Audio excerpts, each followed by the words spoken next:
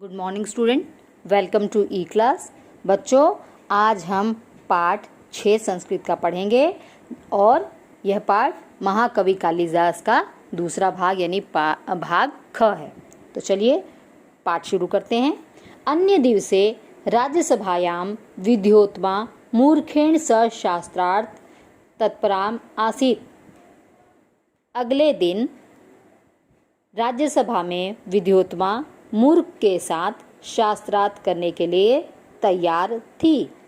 प्रथमा स तम हस्त प्रसारे दर्शितवती। पहले उसने हाथ फैलाकर उसे दिखाया। एतत् दृष्ट्वा स युवका अचिंत्यत। यह देखकर उस युवक ने सोचा, एषा तुम चपेटिका हंतुम हस्ती दर्शति। यह तो थप्पड़ मारने को दिखा रही है, हाथ दिखा रही है। स ताम मुष्टिकाम अदृश्यत। उसने उसे घूसा दिखाया। पंडिता व्याख्याम अकुर्वन्। पंडितों ने व्याख्या की। भवती पंचभूतानि भवन्ति इति अदृश्यत। आप दिखाती हैं कि 5 तत्व होते हैं। परम आचार्य संकेत्यति। लेकिन आचार्य संकेत करते हैं कि एकत्रित भूत्वा यत एकत्रित भूत्वा पंचभूतानि संसारस्य शरीरस्य च निर्माण कुर्वन्ति। परंतु आचार्य संकेत करते हैं कि यह एकत्रित होकर 5 तत्व शरीर और संसार का निर्माण करते हैं। पुनः विद्योत्मा एक अंगुलिम दर्शवती। फिर विद्योत्मा ने एक उंगली दिखाई। स मूर्ख अचिंत्यत। उस मूर्ख ने सोचा। सा कथयति यत त्वम एकम नेत्रम स्फोटयास्यामि। यह कहती है कि तुम्हारी एक आंख फोड़ दूंगी। स अंगुली द्वयम दर्शति अचिंत्यत। उसने 2 उंगलियां दिखाकर सोचा। अहम त्वम द्वे नेत्रे स्फोटयामि। मैं तुम्हारी दोनों आंखें फोड़ दूंगा। पंडिता च व्याख्यान अकुर्वन्। पंडितों ने व्याख्या की। राजकुमारी आत्मा एके इति उक्तवती। परंतु राजकुमारी आत्मा एक ही है ऐसा कहती हैं। परंतु आचार्य अनुसारेण परमात्मा जीवात्मा च इति अस्य स्वरूपद्वयं भवति। परंतु आचार्य के अनुसार परमात्मा और जीवात्मा इसके 2 स्वरूप हैं। सर्वे साधु साधु इति उक्ता करतल ध्वनि अकुर्वन्।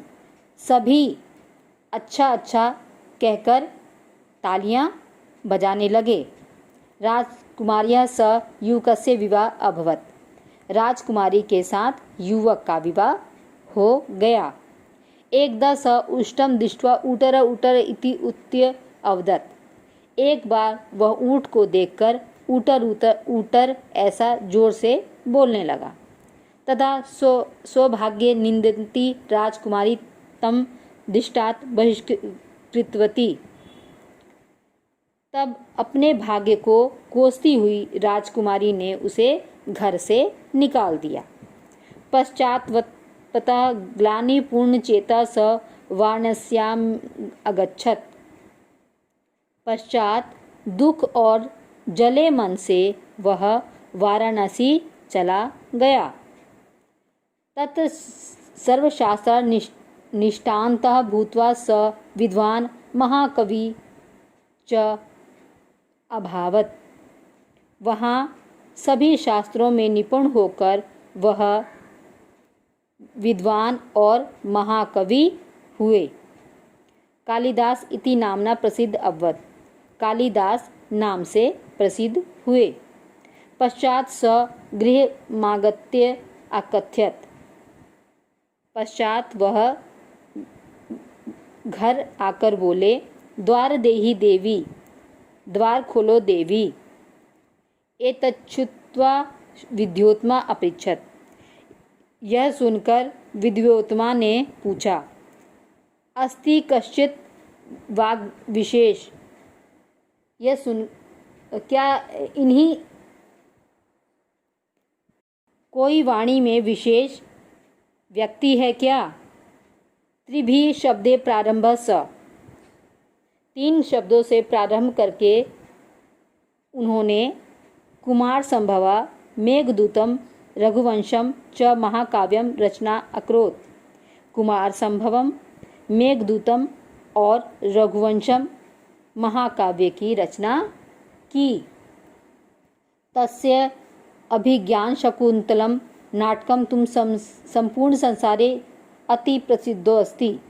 उनका अभिज्ञान शकुंतलम नाटक तो पूरे संसार में बहुत प्रसिद्ध है।